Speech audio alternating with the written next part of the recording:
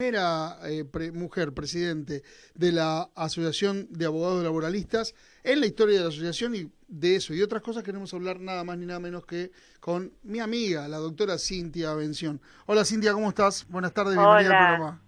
¿qué tal, Fernando? ¿Cómo va? Bien, mucho tiempo que no nos vemos, pero te seguí en las noticias y bueno, antes que nada felicitarte por el cargo que estás llevando adelante. Muchas gracias. Bueno, pero no es mérito personal, es de un colectivo. Acá somos varias mujeres trabajando juntas desde hace muchos años en la asociación y bueno, fuimos abriendo un camino que se consolida con esta nueva conducción en la que estamos tres mujeres a la cabeza, no solo yo. Mirá vos, bueno, de este tema quería hablar porque además yo creo que hubo un cambio en la denominación de la asociación, ¿no? Que antes era de abogados laboralistas y ahora es de abogados y abogadas laboralistas.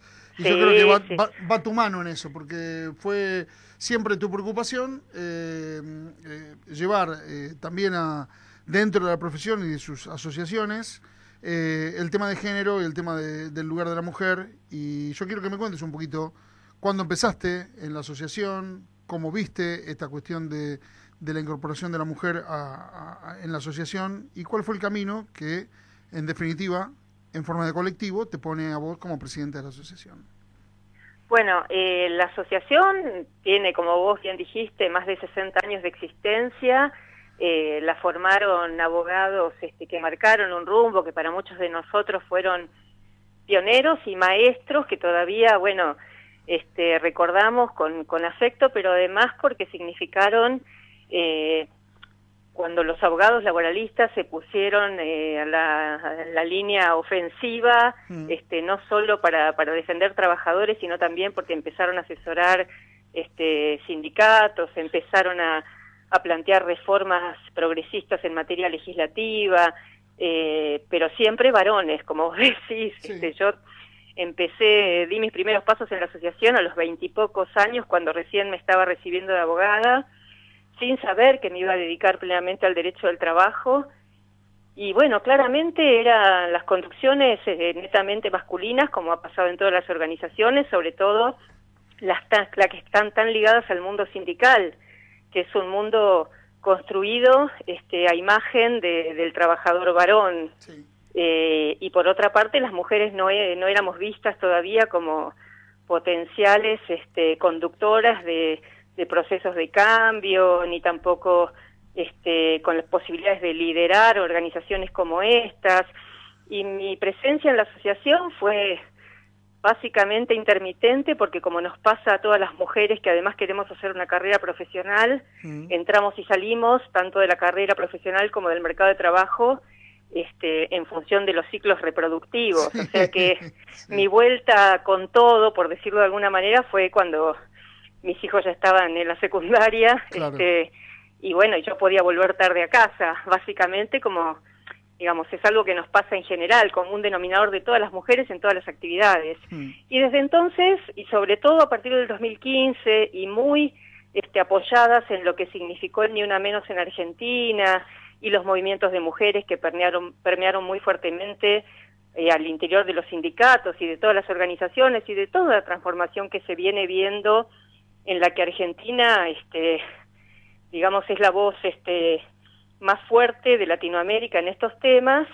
Bueno, también fuimos planteando esta cuestión dentro de la asociación, básicamente convenciéndonos nosotras de que no había ningún motivo para que nosotras no condujéramos, y luego empezando a convencer a nuestros compañeros varones, que en principio nos miraban perplejos, y con argumentos que nosotras obviamente conocíamos, pero que era muy difícil discutir, ¿no? Bueno, pero si acá somos todos iguales, ¿cuál sería el problema?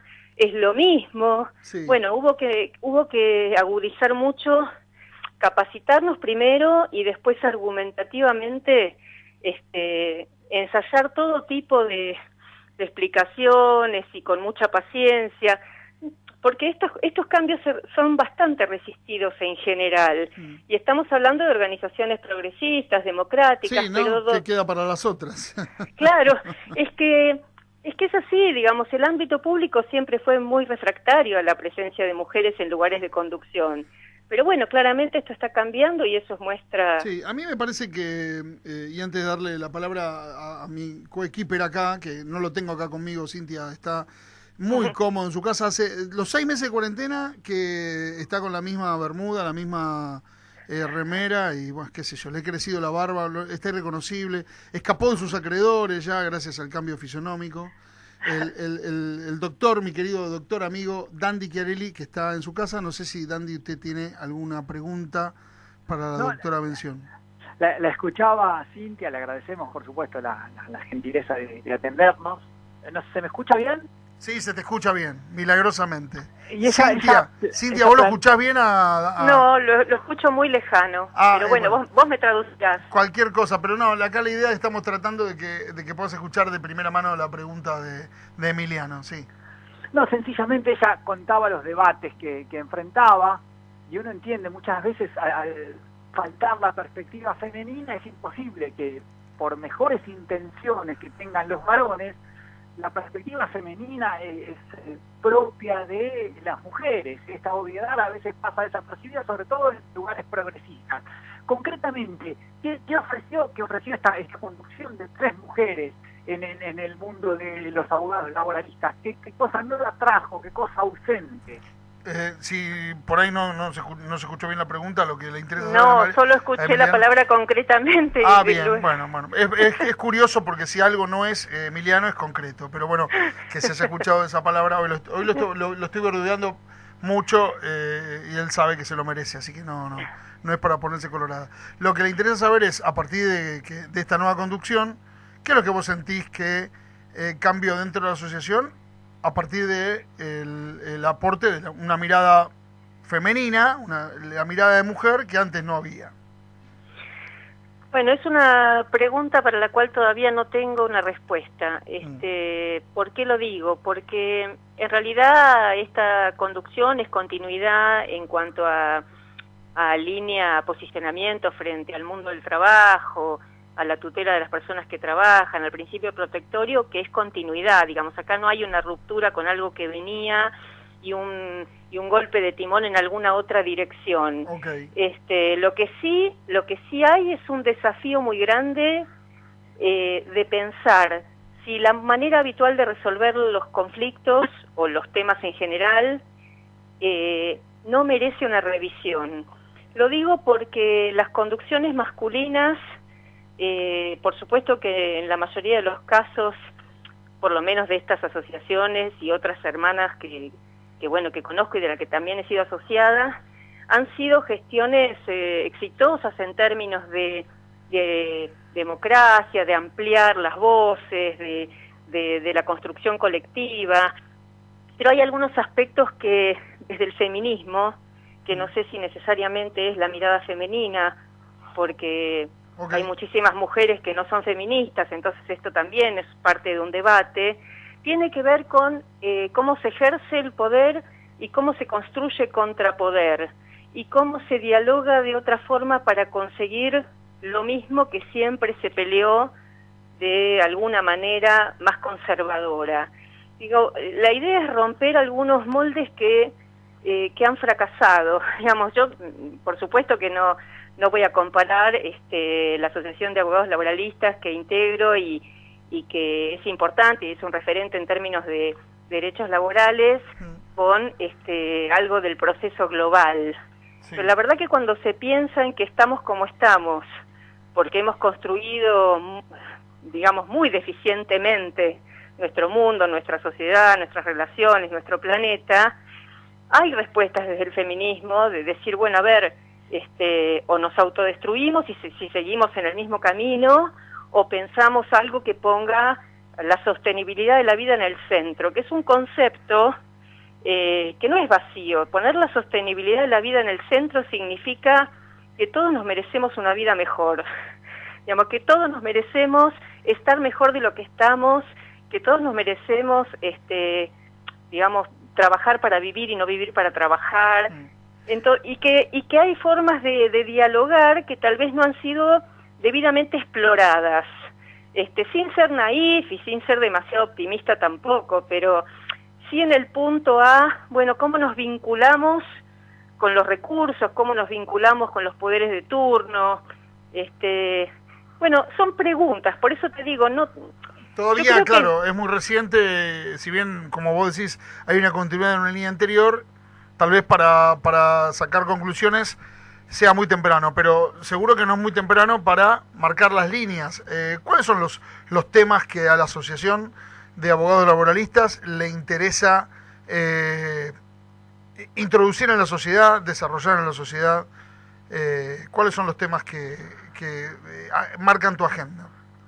Bueno, la agenda de la asociación la marca la coyuntura. Esto, aunque querramos que sea diferente, la asociación es una asociación en alguna medida gremial, en el sentido de que brinda servicios para los abogados asociados que se dedican al derecho al trabajo, mayoritariamente defensores de trabajadores y organizaciones sindicales. En general, si bien hay un escaso componente de abogados laboralistas que asesoran empresas, es la composición minoritaria. Entonces, en general, lo que tratamos es de incidir en todo aquello que veamos que vulnera un derecho de un trabajador o de un colectivo de trabajadores.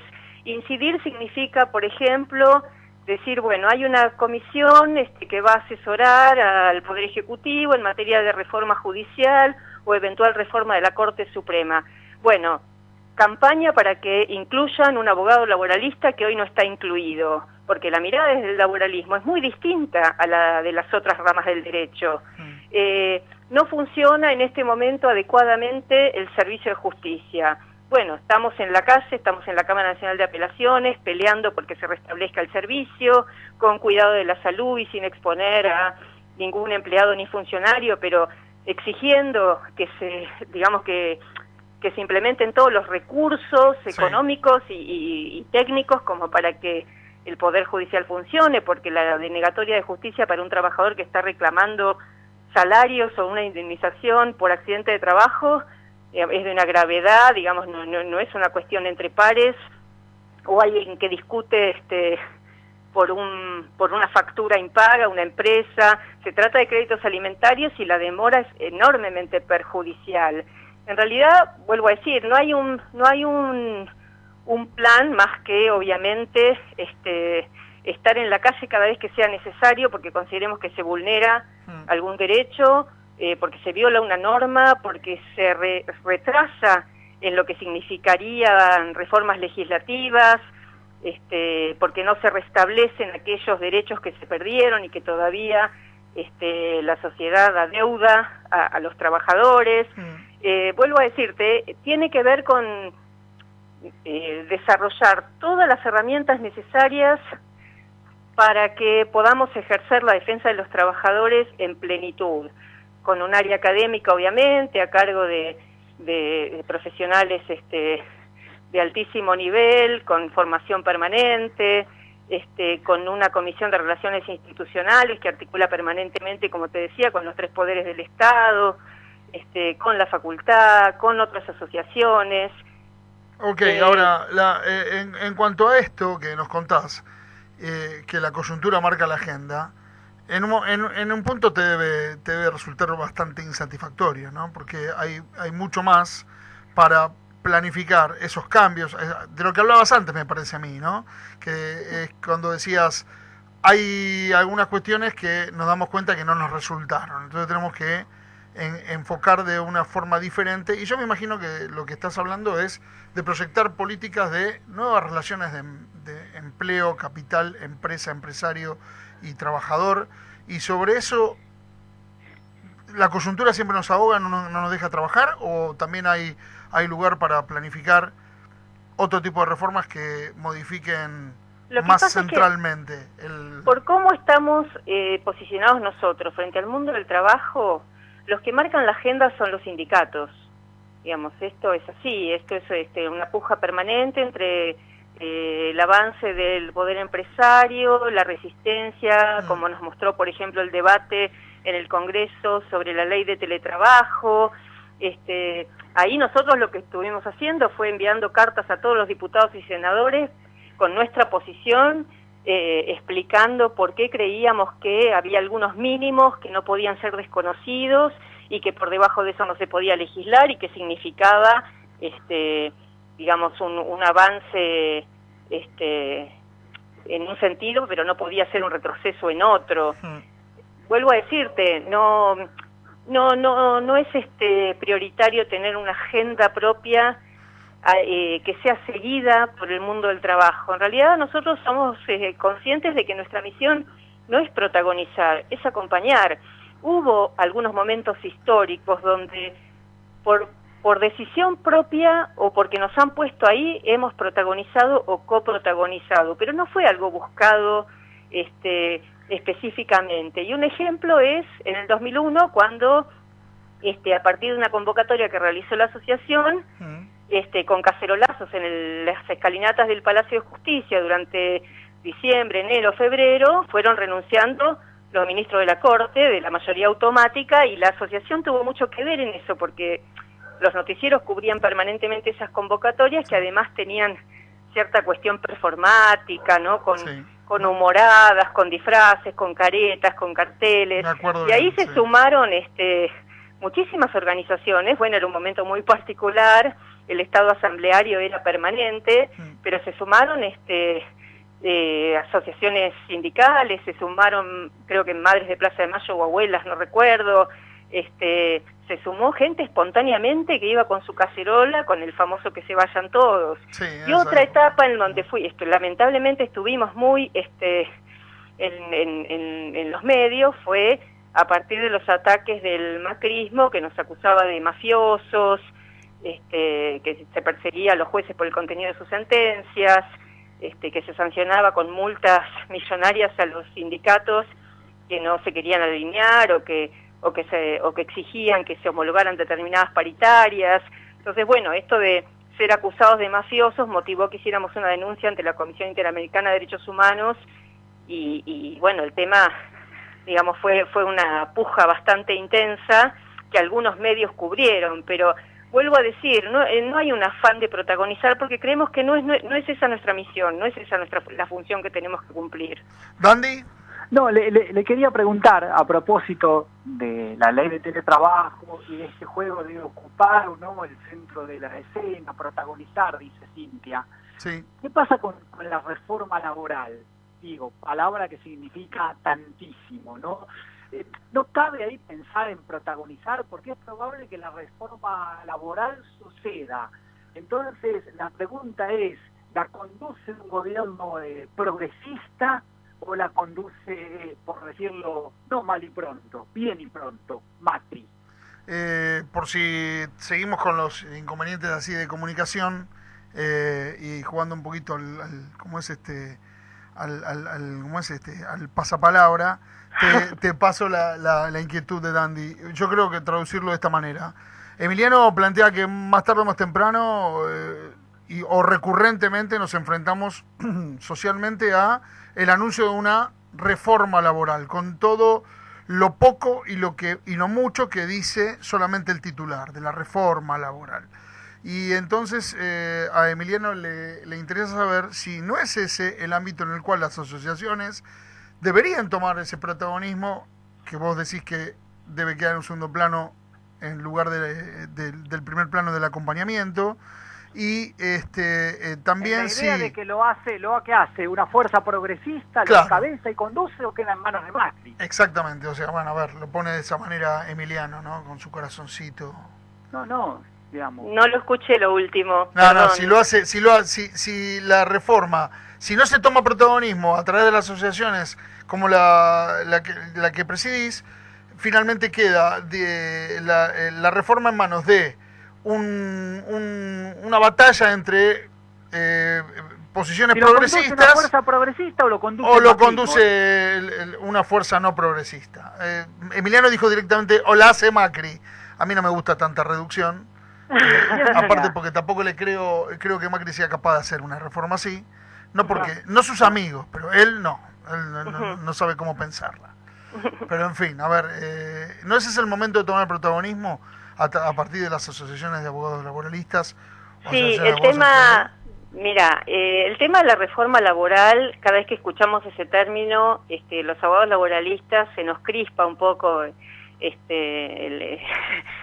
todo digamos, el esqueleto, porque la verdad que sabemos que cuando se habla de reforma laboral, se habla de pérdida de derechos laborales. En general, cada vez que se encabeza, se instala en la sociedad el tema de la reforma laboral, eso viene acompañado de hay que ser un país más competitivo, el costo laboral es muy alto, hay que atraer inversores, hay que dar seguridad jurídica a las empresas. Todo eso viene de alguna manera como argumento de una reforma laboral.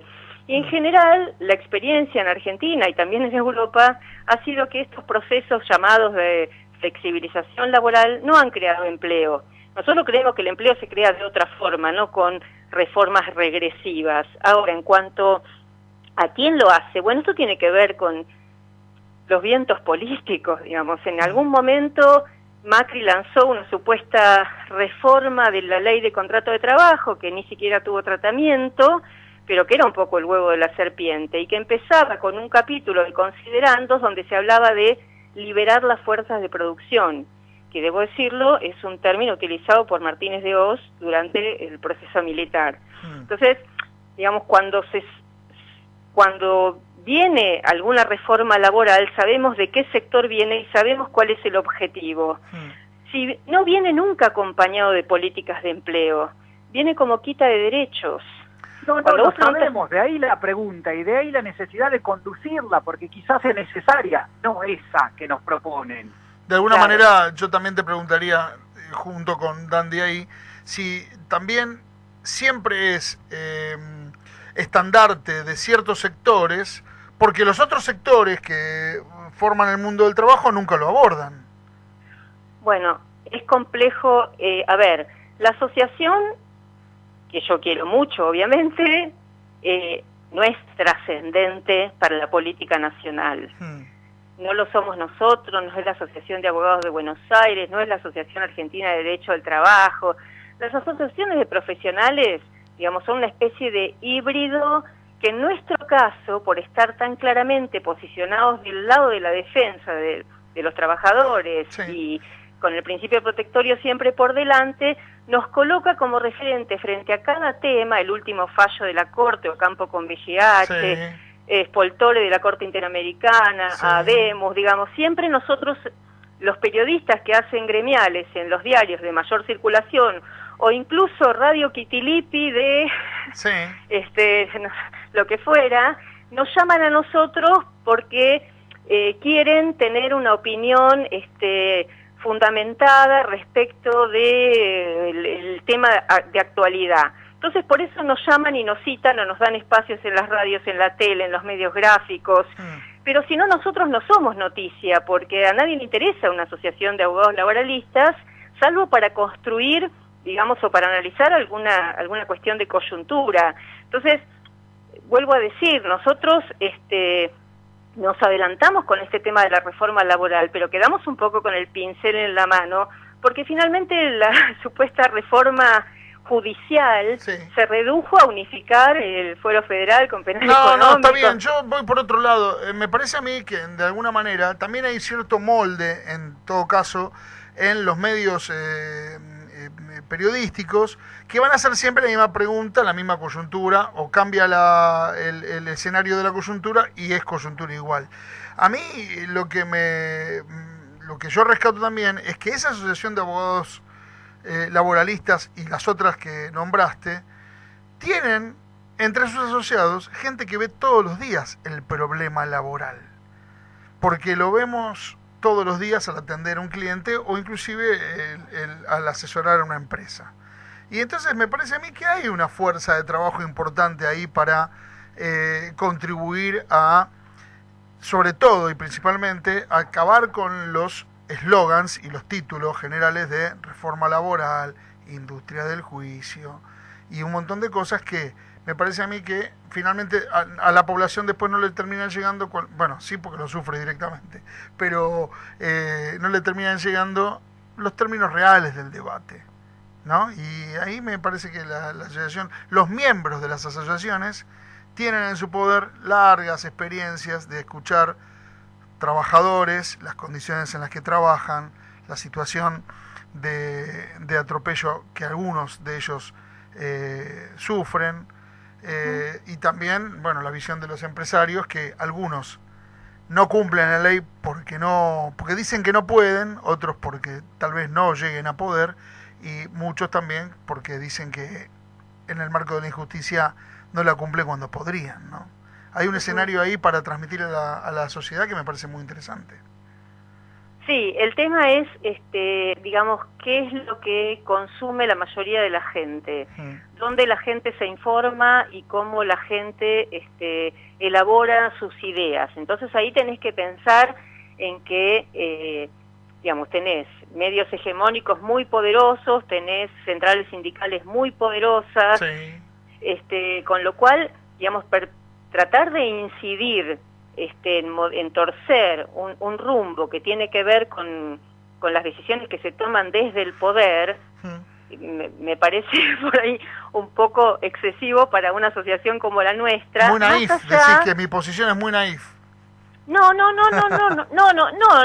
digo naif. Lo que pasa es que la verdad que cuando, por ejemplo, se está hablando, ponele, no empezaban las paritarias, bueno, finalmente arrancaron, pero sí. Ahí, digamos, eso, ¿quién lo resuelve si arranca o no arranca? ¿El triunvirato de la CGT o el triunvirato de la CGT? Sin duda estoy de acuerdo con vos con lo que vos decís. Lo que pasa me parece a mí que está como trabado el debate ahí, sin profundizarlo y sin desmenuzar, más que profundizarlo, que también es otra palabra muy trillada, sin desmenuzarlo. Sí. Hay que ir más a la cuestión, a la partícula subatómica del problema. Sí, no, es que analistas hay y muy buenos y en todos los sectores, digamos, hay tipos con cabezas brillantes que analizan la situación global, regional, nacional, los números, las estadísticas, las encuestas. El tema es hasta dónde se puede ir también, y eso tiene que ver con digamos, cómo se distribuye el poder en determinado momento, en determinado país. Sí, es verdad. Vos lees cómo administró la pandemia Finlandia. Bueno, estamos hablando de un país del primer mundo con otros recursos, sí, pequeña con población. Otra cabeza, con una población reducida. Entonces, bueno, nosotros somos un país muy complejo, con una historia de frustración. Está bien, muchos queremos mucho al país y estamos seguros de que tiene que salir adelante y decimos cómo puede ser. Pero bueno, son muchos años de no haber pensado adecuadamente qué proyecto de país queríamos construir. Sí, tal vez sí, por ahí. Sé que estuviste trabajando mucho en la cuestión de la violencia en el trabajo, y que la OIT acaba de, digamos, emitir nuevas disposiciones, y que tuviste mucha incidencia en eso. Ahora, yo me preguntaba, este es uno de los temas nuevos del derecho del trabajo, y me preguntaba cuánto incidía las transformaciones sociales de, digamos, mayor violencia en general, no solamente en los ámbitos del trabajo, y cómo eso permeabiliza hacia el trabajo en situaciones que de pronto son inéditas y que antes no se daban y no se hablaban de ello. ¿Cuáles son las perspectivas y los vectores a partir de los cuales empezaste a ver que había un cambio en la modalidad de la prestación laboral que incluía cuestiones de violencia o ejemplos de violencia que antes no existían? Bueno, a ver, el convenio 190 de la OIT, que se aprobó en junio del 19, tuvo en su discusión y en su elaboración una numerosísima delegación argentina. O sea, vos ves la foto, los videitos, todo, y ves una enorme cantidad de argentinos y argentinas que viajaron a esos debates desde el 2018, que empezó la discusión en la conferencia internacional, y en el 2019 que se terminó aprobando, con lo cual, un poco enlazado con lo que hablábamos al principio, de cómo los movimientos de mujeres tomaron las calles muy fuertemente y se hicieron oír desde el 2015 para acá. Sí. Eso vino acá y lo tomaron muy fuertemente, no solo el actual gobierno desde que asumió, porque recuerdo que en el discurso de apertura del Congreso el 1 de marzo el presidente dijo: me comprometo a ratificar el convenio 190. ya tiene aprobación del Senado, tiene dictamen favorable de Comisión de Trabajo y Relaciones Exteriores de Diputados. Bueno, estamos en camino a ser el tercer país porque ya lo ratificó Uruguay y Fiyi. Ahora, ¿qué trae de novedoso? En primer lugar, un concepto, me acuerdo del alcalde de Nueva York, Giuliani, que decía tolerancia cero. Tolerancia cero, sí. Tolerancia cero es el término que usa, o por lo menos su traducción al castellano, el convenio 190. Tolerancia cero a la violencia. Llamativo, ¿Y qué es la violencia? Cualquier comportamiento inaceptable. Es suficientemente amplio el concepto para que obviamente cada país legisle como quiera, sí, pero con la claridad de decir, bueno, una cosa es la facultad de organización y el poder disciplinario que en nuestro sistema normativo tiene el empleador, y otra cosa es el exceso. Y el exceso es una violación de derechos humanos que no se tolera más. Señores, cada país que ratifique, legisle de acuerdo a esto, implemente políticas públicas de acuerdo a esto. El tema de la violencia, y sobre todo la violencia de género en el ámbito del trabajo, tiene recepción jurisprudencial mucho antes del 2019 en nuestro país. O sea, hay muchos fallos que han planteado la cuestión de, digamos, la necesidad del cese inmediato de la violencia y de la reparación a la persona que la sufre. Y además tenemos una ley desde el 2009, que es la 26485, de protección integral de las mujeres, que establece un mecanismo sumario de que cualquier persona que sufre violencia de cualquier tipo, y también incluida la laboral, puede articular ante un juez, aunque sea incompetente, medidas urgentes para el cese de la violencia. Ahí hay un desarrollo bastante importante de lo que es la violencia laboral y se ha utilizado muchísimo por nuestra jurisprudencia, incluso no siendo una ley estrictamente laboral, como en su momento pasó con la ley antidiscriminatoria, la 23592. Entonces, el tema de la violencia, ¿por qué lo tomó tan fuertemente el feminismo? Sobre todo en el ámbito laboral, digo, porque bueno, hay otras violencias que obviamente tienen que ver directamente con que la mayoría de las víctimas son mujeres. En el ámbito laboral, también la mayoría de las víctimas son mujeres. Por eso lo novedoso de ese convenio es que incluye la violencia de género, es aquella que se dirige a las personas por su pertenencia a determinado género, sin otro motivo más que ese, porque detecta ese rasgo, digamos, discriminatorio y de subordinación entre los géneros que tiene que ver con nuestras sociedades. Para mí digamos, yo no, te vuelvo a decir, no soy excesivamente optimista de cómo, una vez que esté ratificado, nuestro país se va a poner en sintonía con los principios del convenio y cómo se va a implementar todo esto.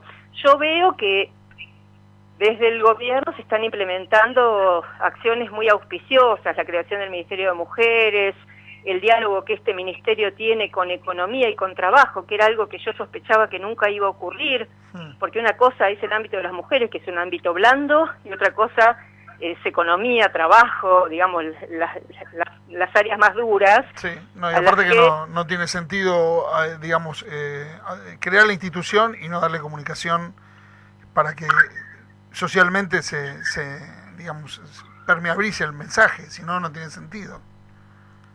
Claro, bueno, y lo que veo es que se han lanzado un programa nacional de erradicación de la violencia, un plan nacional de cuidados, que es otro de los ejes muy fuertes que se militan desde el feminismo, porque tiene que ver con esta discriminación de que, bueno, las mujeres a casa a cuidar a los chicos y los varones al ámbito público desarrollándose, decidiendo y ganando dinero. Entonces, digamos, me parece que hay una cantidad de indicadores por los que uno puede pensar que algo va a cambiar o que algo está cambiando. También es cierto que somos un país con una concepción machista arraigada en lo más profundo de nuestro ser. La prueba es que durante la pandemia el único delito que no bajó fue el femicidio. Sí, sí. Y tomó un primer plano verdaderamente escalofriante.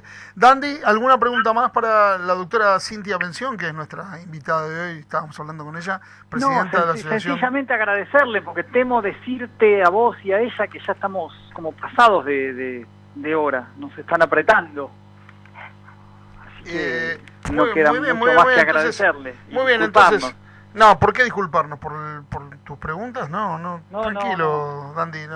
Bueno, si preguntaste bonito. Si cupiera también. No cabe porque las preguntas... Bueno, tenemos mucho más para hablar con Cintia, pero espero que un día de estos termine la imposibilidad de encontrarnos y de vernos y invitarte, Cintia, a los estudios y seguir hablando de estos temas. Yo quiero también agradecerte, igual que Emiliano, el tiempo que nos dedicaste y, bueno, auspiciar tu cargo en la presidencia de la Asociación de Abogados Laboralistas, verte luchar por las garantías y los derechos de los trabajadores, que vos sabés que en eso estamos codo a codo. Bueno, les agradezco muchísimo a ustedes la invitación, fue bueno, muy lindo charlar, y sí, claramente, si me invitan voy a ir encantada. Bueno, cómo no, espero que sea pronto. Muchísimas gracias. De nuevo, muchas gracias. Cintia, un abrazo grande. Gracias, Cintia, gracias. Era Cintia Bención, presidenta de la Asociación de Abogados Laboralistas. Vamos a la tanda. Chino, descansa un poco y volvemos a volvemos con más Cómo Ganar Amigues. Desde la web www.larz.com.ar hacia todo el planeta transmite La RZ, con estudios ubicados en Avenida Callao 194, Cava. La RZ, una radio del Grupo Sónica. El Plan Detectar está llegando a cada barrio de la ciudad. Identificamos a los contactos estrechos de cada caso confirmado y les hacemos un seguimiento diario. Así, estamos anticipándonos y cortando la cadena de contagio. Cuidarte es cuidarnos. Buenos Aires, ciudad. Comer rico, casero y saludable, ahora es posible. Sí, con las viandas caseras diseñadas y elaboradas por la nutricionista Andrea Purita. ¿Querés más info? En Instagram busca Viandas Purita y empezá a comer saludable. Pedidos al 11 3273 5810. Forma parte de la programación de las radios del Grupo Sónica, el grupo radial más importante de toda la Argentina. Y hacete escuchar. Comunicate por teléfono 4371-4740 o por WhatsApp 11-2262-7728. En Grupo Sónica hay un espacio exclusivo para vos.